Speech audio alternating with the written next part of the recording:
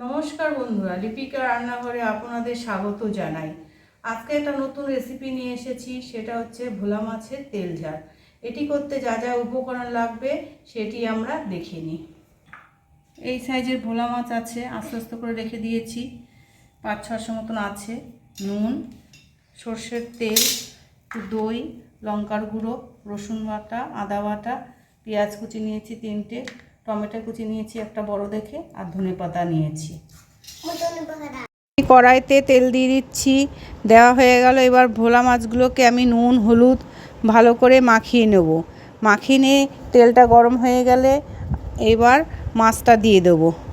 মাছটা একটু ভালো করে কড়া করে ভাজতে হবে। এটা কোয়া ভোলা মাছ, খেতে খুব ভালো লাগে এই মাছ।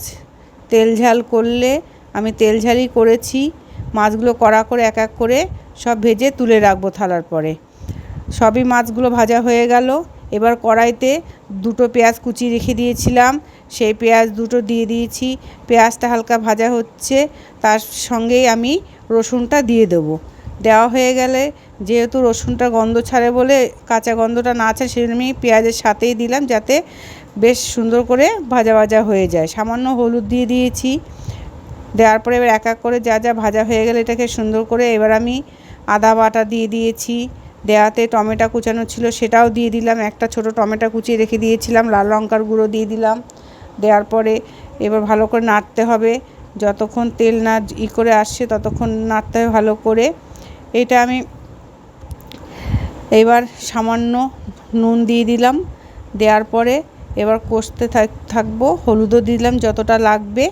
কষানো হয়ে গেলে পর তারপরে আমি জল দেব, কারণ এইটায় জিরের গুঁড়ো ধনের গুঁড়ো এসব কিছুই লাগবে না, যেহেতু তেল ঝাল, সেই জন্য এইটা দিলেই খেতে ভালো লাগবে।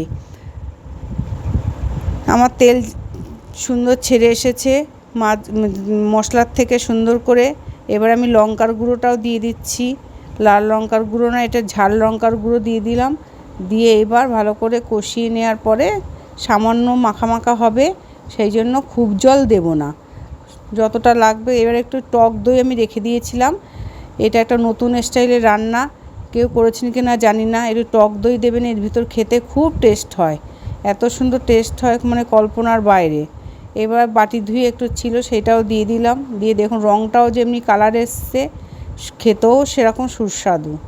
একদম মাখা মাখা হবে, খুব ঝোল হবে না, আবার খুব মানে গায়ের সাথে মাখা থাকবে না। আমার তেল বেরিয়ে এসছে মশলার থেকে। জলটা দিয়ে দিলাম। দিয়ে তারপরে মাছটা দিয়ে দেবো। এটা ঢাকার কোনো প্রশ্নই আসে না, যেহেতু কোনো সিদ্ধর ব্যাপার নাই, ঢাকবো না। এবার আমি একটু ফুটলেই, যেহেতু ভোলা মাছ খুব আগে আগে দিলে মাছগুলো সব ভেঙে যাবে। এইবার মাছগুলো দিয়ে দিলাম, ফোটা হয়ে গেছে। গিয়ে এবার কিছুটা সময় ফুটলে পর নামিয়ে দেবো আমি।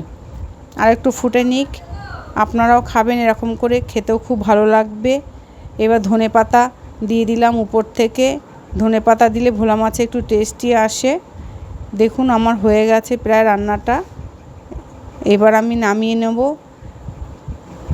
এইভাবেই আপনারা এইভাবে ট্রাই করবেন।